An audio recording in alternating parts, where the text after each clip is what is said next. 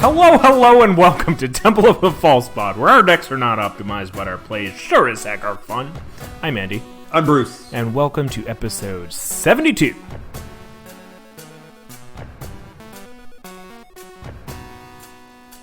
And may your fifth line... Today we're going to talk about Planechase, because we haven't talked about Planechase in probably 6 seasons. And... But rather than the mechanical stuff, I wanted to talk about the flavor exciting stuff, the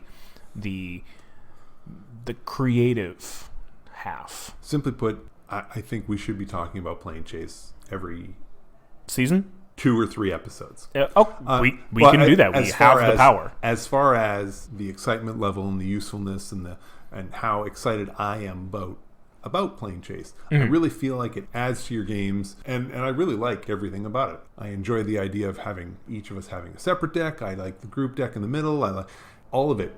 The art, what it means, and the laughs that it creates when you get people who are trying desperately to get off the plane, and the die just will not work for them. I love those times where you get into that plane where nobody can really do anything, and then everyone is trying, just using all of their mana to get off the plane. Yes. I love the oversized cards. I love that it's, you get more art. You get, or I guess bigger art. You get, it's such a unique experience, and it really has showcased the history of Magic. I mean, we're coming up on the 30th anniversary. And when it came out, it was this nice split of planes that we know and love and planes yet to come. Right. And it's this cool, you get to be the planeswalker. I mean, that's kind of the idea behind the game anyway, but now there's more to be immersed in, which is exciting. And Planechase brings about the phrase, "We're walking!" I figured we'd give a quick couple cool facts, I guess. Sure. Through my research for this episode. Ooh, research. I did work. So there have been a handful of planes from Planechase that when Planechase came out, we had never seen. Yes. There were a lot of planes that we had been to through sets. There were a lot of planes that we had been to through books, but there were a handful that we had never seen that since the release of Planechase we have now been to. The first was Zendikar, which we had seen glimpses of, and then also it came out literally a month or 2 after the first Planechase. Yeah, it was a seeded. So it was hand in hand. Yeah. Zendikar was the place, which kind of probably sold Planechase fairly well. Mm-hmm. After that, there were 2 planes that we had visited that were based on planes from Planechase, right? But did not have the name, because once they started to be fleshed out, they became more... Right. So there were 2 planes. There was Archavios, which ended up becoming Theros. It was a Greek-inspired set. It was a Greek-inspired plane. Right. And then there was Mongsang, which ended up becoming Tarkir. And then probably the most well-known of this, I guess, for lack of a better term, phenomenon, was Kaldheim. Kaldheim, there was very clearly envisioned in Planechase, and then we got it 2 years ago, last year, something like that. Right.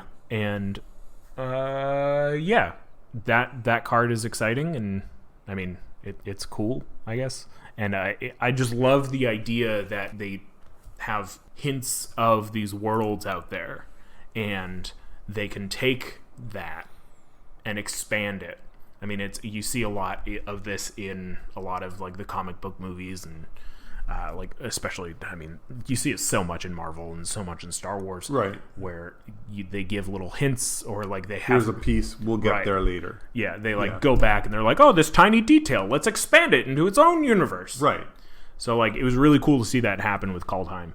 And so those were like the 4 that, since Planechase has been released, we've seen these worlds. So like I wanted to bring this episode about because I'm like, oh, what can we see coming down the line from Wizards if they decide to go back to any of these planes? And then also, like, we're constantly bombarded with brand new planes through new sets that would make really cool planes for Planechase. I guess let's start with planes that we want to visit that have plane cards for Planechase, but we don't have a setting in terms of a set. Okay, I got a couple. I see you got a stack there. I chose a handful of. Well, I've chosen a few. We'll see what we get through. Primarily, something that I really like is things to be a little more chaotic. So, Wind Riddle Palaces. Now, the plane that this card is set on is Bellanon. And the card says, players play with the top card of their libraries revealed. It's not a may. Everybody must do it.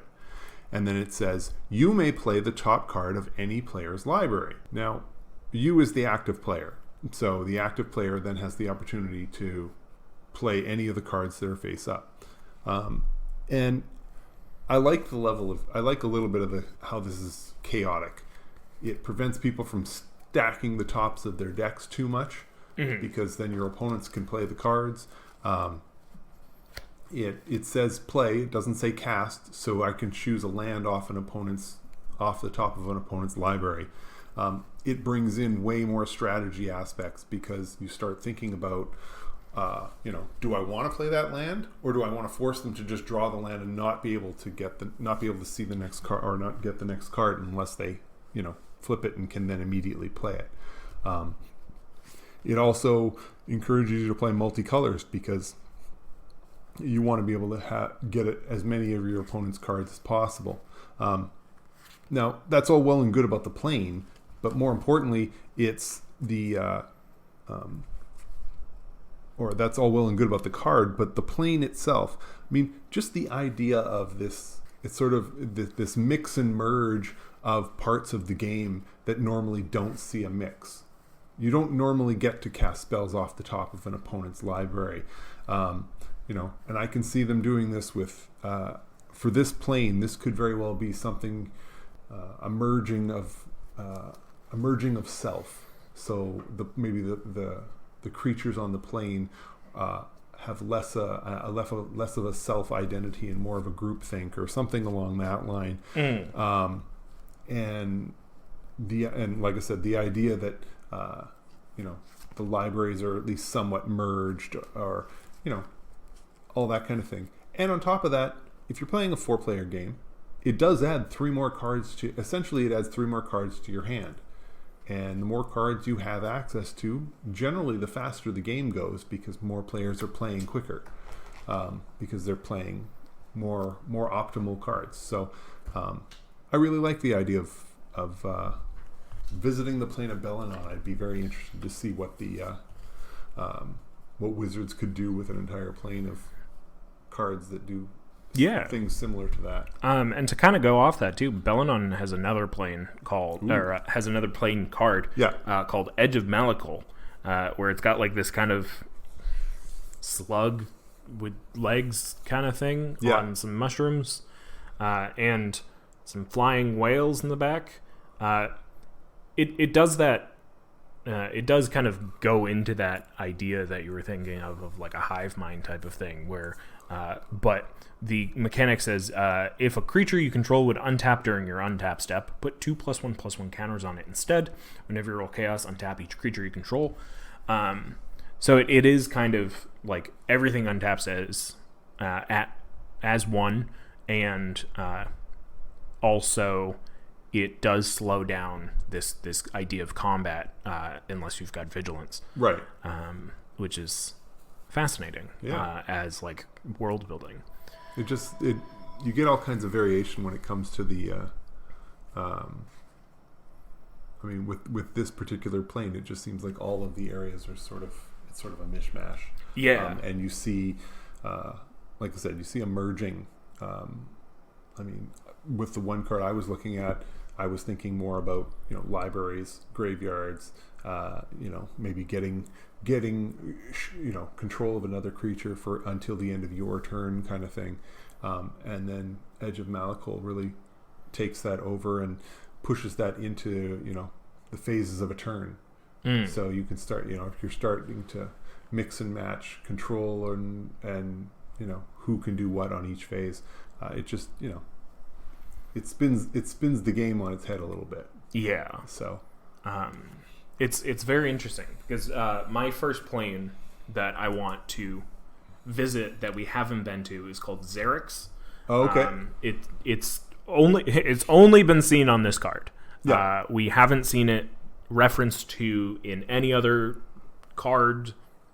But the card is called Stairs to Infinity. Players have no maximum hand size. Whenever you roll the planar die, draw a card. Whenever you roll Chaos, reveal the top card of your planar deck. You may put it on the bottom of your planar deck. So essentially, that one is like planar scrying. Mm-hmm.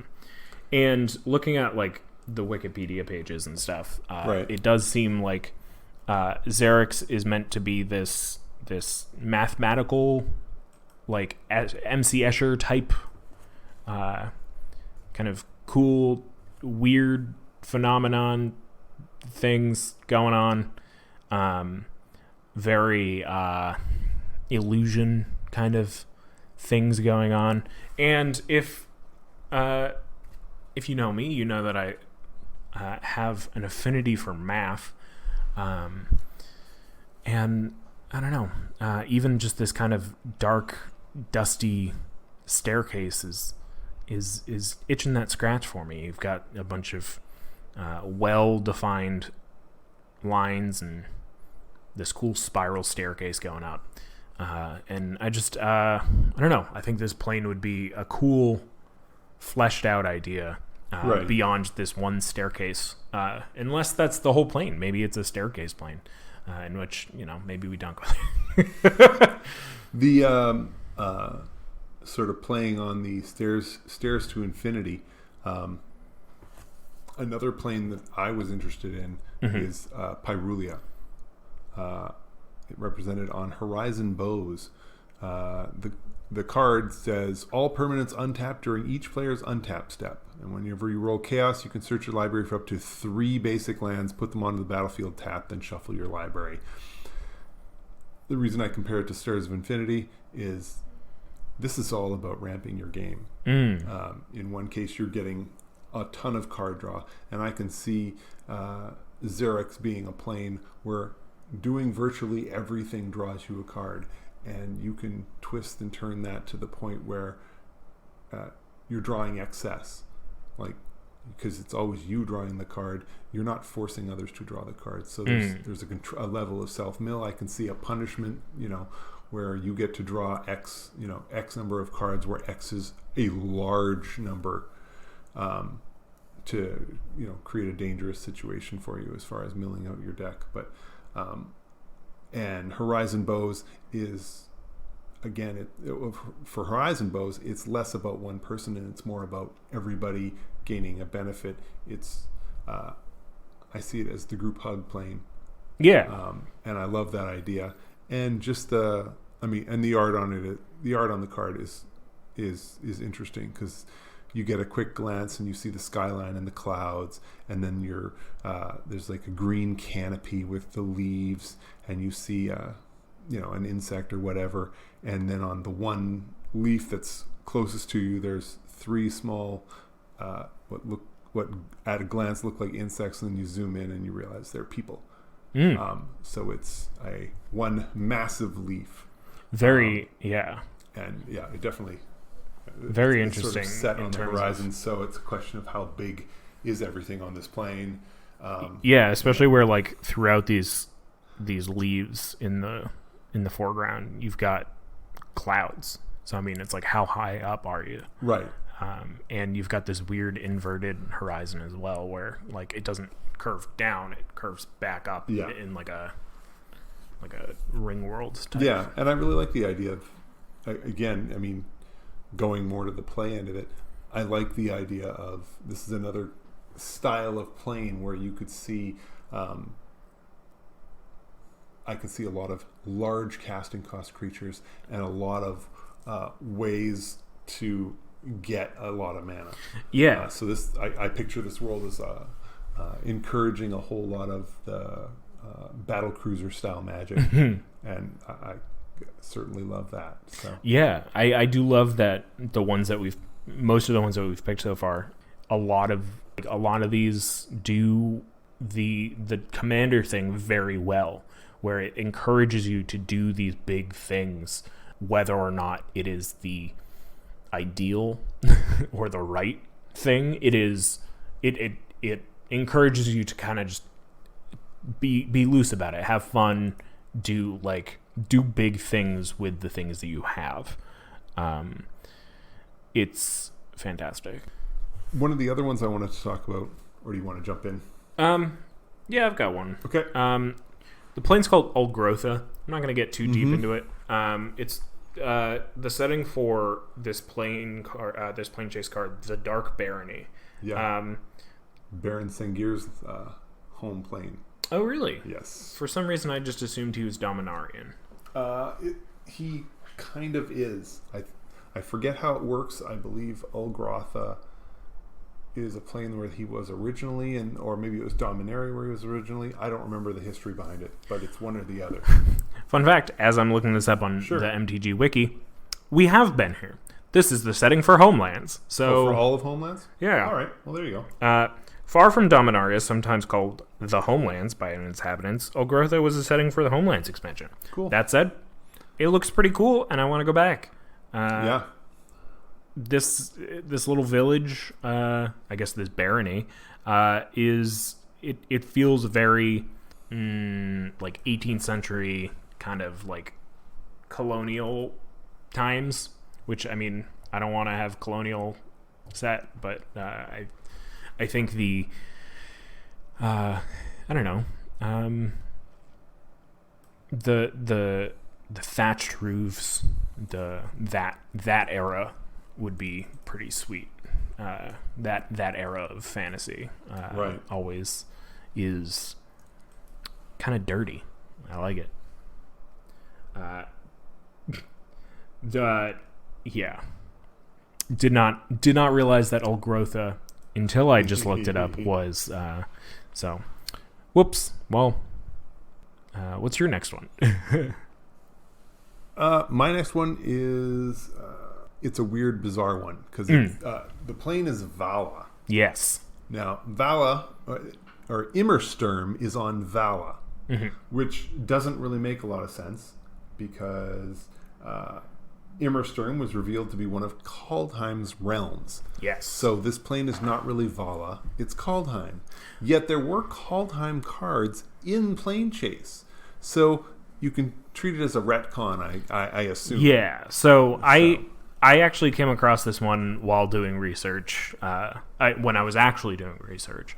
And I believe the idea is that Emmersterm, so that back way long ago, there was some sort of separation between Kaldheim and Vala. Vala is also one of the like realms in, or maybe Emmersterm is one of the realms in Kaldheim, because they're made up. It's made up of like 8 or so realms. You know, one for giants. Like it's the Norse thing. One for giants, one for something. I don't know. And it kind of split the plane. Right. So some of Emmersterm is on Kaldheim, some of Emmersterm is on Vala. Yes. So while there is a bit of overlap, they are still 2 distinct planes. Well, okay, so let me go through what Emmersterm as a Planechase card does. Whenever a creature enters the battlefield, that creature's controller may have it deal damage equal to its power to target creature or player of his or her choice. Ooh. And the chaos, whenever you roll chaos, exile target creature, then return it to the battlefield under its owner's control. So what I picture as a plane, as Vala the plane, is we're going to see a lot of damage. Yeah. We're going to see damage flying everywhere. I wouldn't think it would be as open-ended as this Planechase card would allow, just because it would be very difficult to get any creatures to stay on the battlefield. But if you turn around and say,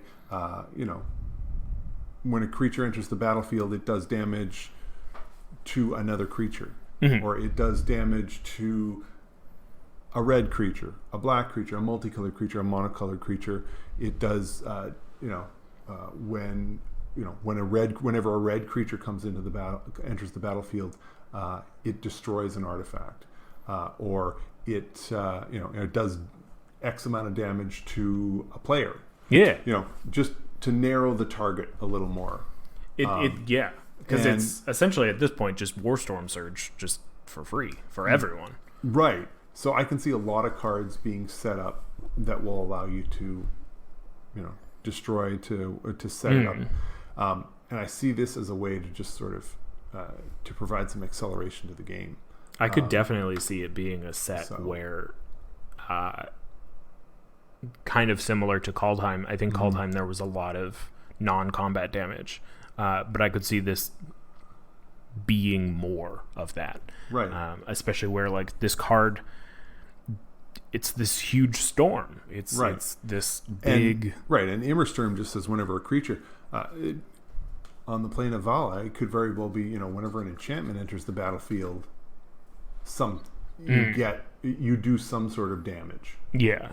And the only restrictive feel I think on this is that this is damage. And whether it's destroying permanents, destroying or doing damage to a player, I like the idea of this card, and I think the idea of a fiery plane would be interesting, and I'd like to. I'd love to see that one run. But I think that's what we have for places that we want to go that have playing cards but not a set based around them yet. So we're gonna quickly take a break. We're gonna have a mutual epiphany. Ooh. And throw it to our sponsor. When we come back, we'll flip it around. We'll be right back.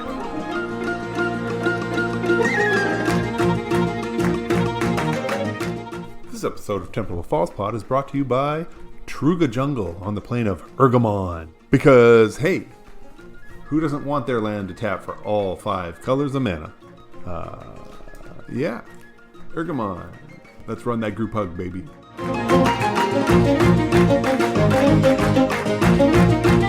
Hey, we're back. We're talking about Planechase today, and we've talked about a few planes that we've seen in the Planechase anthology, but we haven't either been to as a set or haven't visited in a while. So I figured, Planechase came out in the latest Planechases came out in 2012. So it's been 10 years. And we've been to a handful of places since then that obviously haven't had playing cards yet. And I figured, let's brainstorm ideas, because eventually they've got to return to this product, right? Everybody loves it. Yeah, oh no. Wizards produces products so frequently now that I find it hard to believe that at some point Planechase isn't coming back. I think the only difficult part for Planechase is when Wizards comes out with these extra products now, they want whole boxes of product. Yeah. So I could see Planechase, the only way I see Planechase coming out now is if it's literally part of some sort of draft environment. Yeah, or like Unsanctioned, where it comes as like I mean obviously when it comes as a pre-product, but yeah, I don't think it's going to come out the same way it did before, where you've got a bundle of them, and then between its first release and then the 2012 release, they had 5 or 6 planes kind of scattered through as like player rewards going to your LGS type of thing. Could you picture this as a secret layer super drop? Ooh, that'd be cool. So you could put 4 or 5 of them into 4 different secret layers. Maybe. I don't know if that's just ridiculously cost prohibitive for the average person, but yeah, I mean, it might be a little prohibitive. Like, they might not get as many printed as they would want, and I think that might end up just making scarcity of the product, which isn't good. I think that, like, I mean, right now you can get the Planechase anthology, which is all 80 Planechase cards and then 4 decks sealed for like $300, which is pretty good, because I know that there's like a handful of cards within the decks that can be a little costly if you're going to buy them as singles, but to get all of them in one place is pretty nice. So what I would think that Wizards might do would be to maybe reprint that and then also have another box where it would be, 20 or so new planes and maybe like 2 or 4 decks or whatever. Right. But I think that I think releasing it as a secret layer is a good idea, but I think it is also a bad idea. Yeah. I think that maybe like as a first run as a secret layer, just to kind of test interest. But yeah, I mean, I think that would be like really cool to I think that secret layer is a really good a really good place to test out ideas like that. If they do, cool. If they don't, I will end up getting it. I mean, if it is just a product on the shelf, that's how good Planechase is. Yeah. But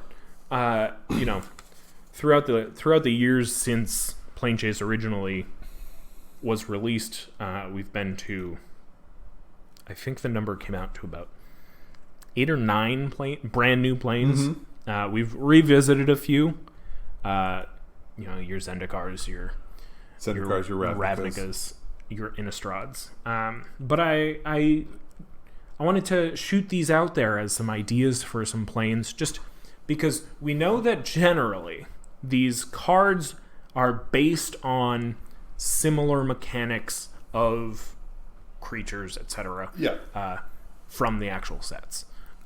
So I was sitting there at my desk today thinking about these planes, being like, what would a plane look like? Right. From Fiora was my first one that I thought of. Sure. Because Fiora, for those who don't know, is your setting for, why can I never remember the name? Conspiracy. Thank you. Conspiracy and Conspiracy 2. You've got, your Marcheses, your Grenzos, your Brago. And I don't know. Like, I think that it would be something along the lines of, when you planeswalk to this place in Fiora, you become the monarch. If you're the monarch at your upkeep, something happens, or something like that. When you roll chaos, become the monarch, or something. I feel like it would end up having something to do with the monarch mechanic, because I can't think of... I guess dethrone is another mechanic. I think giving all of your creatures dethrone would be really cool, especially dethrone is an excellent multiplayer mechanic. Right. Where essentially you get a bonus for attacking the person with the most life. If you're the person with the most life, Yeah, I mean, and the plane of Fiora, I think the mechanics that you can expect to see are mechanics that are essentially mechanics that get stronger with more players in the game. And I don't necessarily mean more opponents. It could just be all over the place. But yeah, I like the idea of, I would love to see them go back to Fiora. I mean, realistically, they only ever go to Poliano, which is the capital city. Right. But I mean, we could certainly go into the countryside, and I think we would see something a little different, a little more interesting. Just something that switches things on its head a little bit. Yeah, you know, you got your country folk. Maybe maybe you get punished for being the monarch because they don't want to be under the tyrannical control of Queen Marchesa. Right.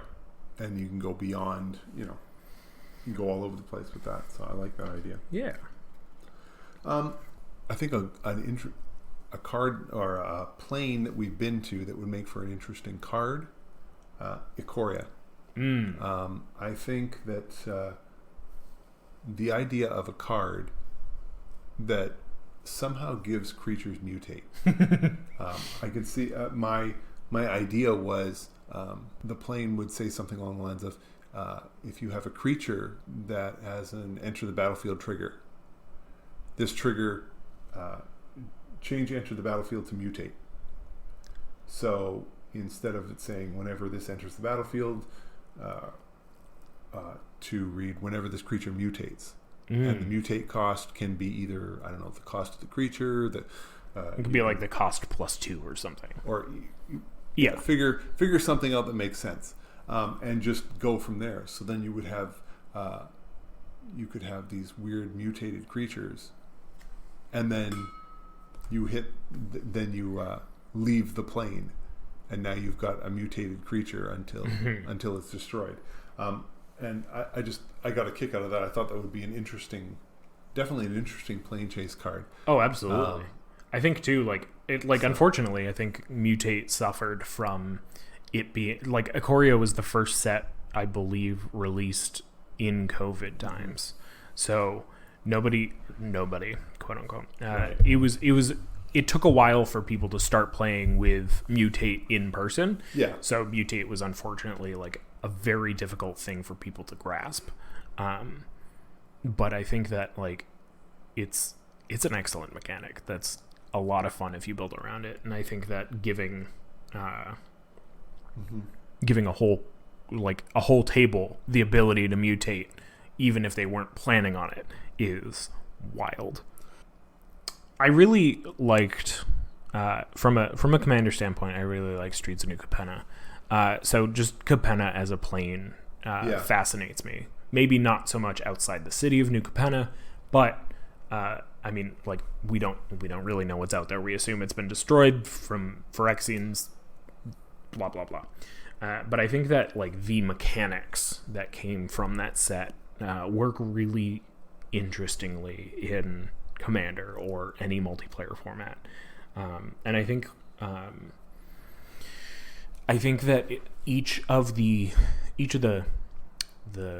families in New Capenna having their distinct identities and distinct mechanics really lend itself well to, if they ever return to the Planechase product, to kind of picking that up.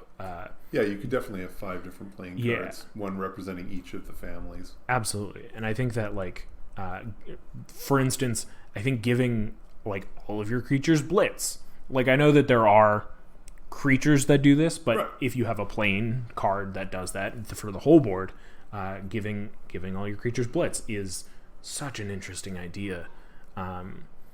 Or something to do with treasures, or I mean, you know, I think that Capenna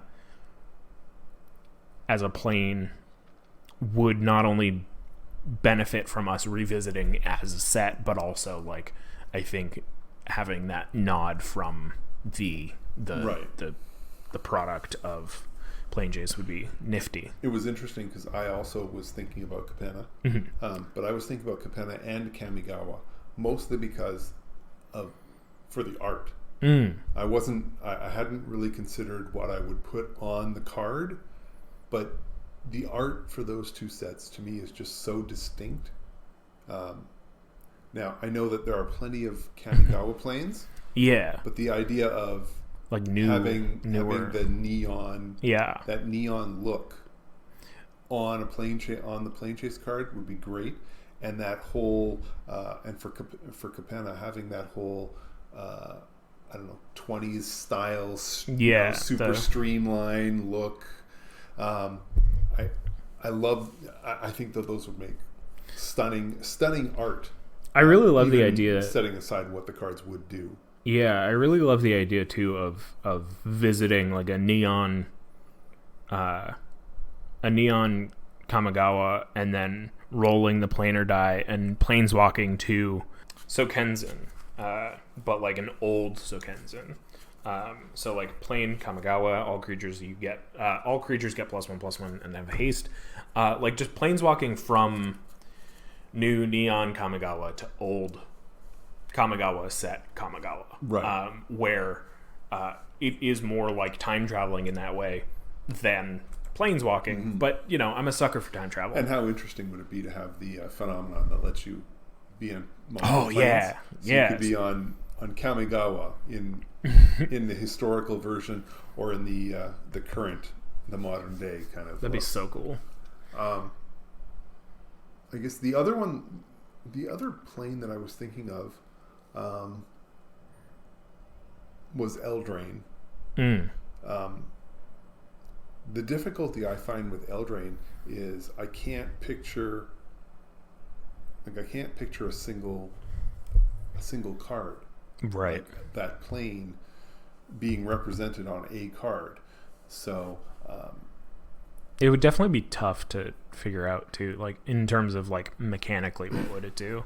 I mean, I think you can create a card that focuses more on like a Eldraine and something that focuses on like the woods to grandmother's house. And so you get a wolf token or what was it? Adamant, I think, was like one of the main mechanics from Eldraine. Yeah. So Eldraine was was in limited formats. It was intended to be a monocolored set. Right. So that's where Adamant came in as a mechanic, where it was like if you spent 3 mana of this color, you get a benefit. Generally, it was a +1/+1 counter. So I think that would lend itself well to a plane as well. Right. Would just be like, oh, all of your cards have Adamant. Right. The color they are. But so, and I can definitely see choosing the fairy tales where the location itself is an essential part of the fairy tale. That's sort of why I was thinking of the woods to grandmother's house, or of course now I'm blanking on every other option. Yeah, or like the brick house, where the 3 little pigs live. Right. You've got the straw house, the wood house, and the brick house, or something along those lines. I love that idea of having it be like a cheeky nod, like we've got all of these planes that are nods to Magic's history. You've got Jund, the area of Jund on Alara where it does Jund things. Surprise. And I think that like just kind of naming these things is enough of like a hit for you, where it's just like, oh, like I recognize this. And so like I think that goes doubly for Eldraine, where it's like, oh, like I'm understanding the reference in terms of the Magic universe, but also in terms of the meta context that Eldraine was based in. One more? Can I do one more? Yeah, I got one more. One more? Strixhaven. Strixhaven was a very divisive set, but I think it would be really cool to explore the idea that maybe for a round or two, everybody's spells have Demonstrate. It's one of my favorite mechanics. Demonstrate is essentially you get to copy your spell for free, but first somebody else has got to do it. So it's like, say Demonstrate, say I think one of them is essentially like take creature out of your graveyard, put it onto the battlefield. Right. Demonstrate lets you do that twice if you have one of your opponents do it first. Right. Which would be crazy. Like it would just Crazy be, it would just be, as a yeah, card. as a Yeah. plain card, it would just be so chaotic and so like ramp you into the Right. most amazing things. Yeah. If only if it said, all of your spells have a demonstrate. You end up playing, I don't know, 3 visits. You get 2 lands. One of your opponents gets a land. Yeah. Pretty cool. Obviously, this I think it would have to be restricted to instants and sorceries. But I think for the most part, like nothing would get too out of hand. I think it would just make for a lot of cool stories. Right. One quick thing. Mm-hmm. Strixhaven is the only set that's not where the name of the set is not the plane. Oh yeah, what is the The plane? name of the plane is Archavios. That's right. And so Strixhaven is on Arcavios, and I love the idea that what you just described would be great, but it also means that you've got Arcavios, and then you can have settings based on each of the schools. Yeah. Or you can just do it the school generally, because we see that already with the Talarian Academy card, and I don't remember it. I think it's Teleria West or something. The Academy at Teleria West. Yeah. So you can have, so you could do something similar to that with Strixhaven, and I love the idea. And that you don't create an entire plane and show us one little tiny part on Strixhaven without the intention of coming back at some point, because you can come back to this same plane, have some of these same characters, but go somewhere else on the plane, a different part of the world, and still revisit the characters. So you can still have, Will and Rowan Kenrith. Yeah. You can. We know that Liliana's there. You can bring these characters. Yeah, you've got some of the teachers. Set. You've got some of the professors. You've got some of the students, and maybe you can do better with some of the representation. But I think it would be. I think honestly, I would love to go back to Archavios in any capacity, because I loved the. I feel like the mechanics just felt right. Yeah. Like a lot of them were fairly powerful, a lot of them were not so powerful, and I think it was a good balance of being this bright, interesting, like new thing that Magic was doing. I think that would be an excellent set to see, even like maybe not even full sets, but like, Plains cards where you do see these other schools, but just a glimpse of them. Would be pretty nifty. One last one. Uh-huh. And this will be quick. Yes. I promise. I would love to see a Planechase card. Just one. Mm-hmm. From Bablovia. Yeah!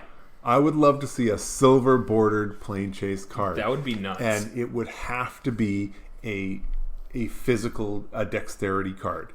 So I want it when it gets flipped face up, that you fling it in the air to do something. Maybe the card has an piece of art on it that has an arrow pointing at one of the players. So you flip it and spin it so that it's spinning in the air, and then whoever it points at when it lands, something happens. And I can see, like, even with the chaos roll, have it set up so you have to roll the dice at least a foot. And if it lands on the Planechase card, something happens. Or, I don't know why I just thought of this. At the beginning of each of your upkeeps, you have to put a D20, like a spin down on top of the card, and then the next person has to put one on top of that, and then once it falls... Is when you planeswalk away. Yeah, or you planeswalk, yeah. And, for each die, you get something or something like that. I want to see something chaotic. Yeah. And I'd love to be able to have that to throw into the deck just for... Heck yeah. Just for fun. But yeah, there's a few ideas. Yeah. We'll come back again in 2 years and talk about the new sets that have come out and what kind of planes they should be part of. Yeah, see if Planechases come out again. I mean, yes. Maybe 2023. Who knows? but I think we're definitely going over. So let's planeswalk out of here. Wait, we're walking. We're Christopher Walken. You're Christopher Walken. I'm Christopher Walken. Get me out of here. We're walking. We're walking. Thank you so much for listening. We're Temple of False Blood. We're decks are not optimized, but our plays sure as heck are fun. I'm Andy. I'm Christopher Walken. Or Bruce. Thank you again for listening. Have a great night, and may your fifth land be the Temple. Bye!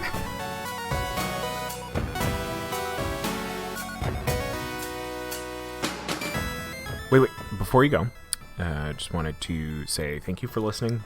You can reach out to us via email at falsepodmtg@gmail.com or on Twitter @falsepodmtg.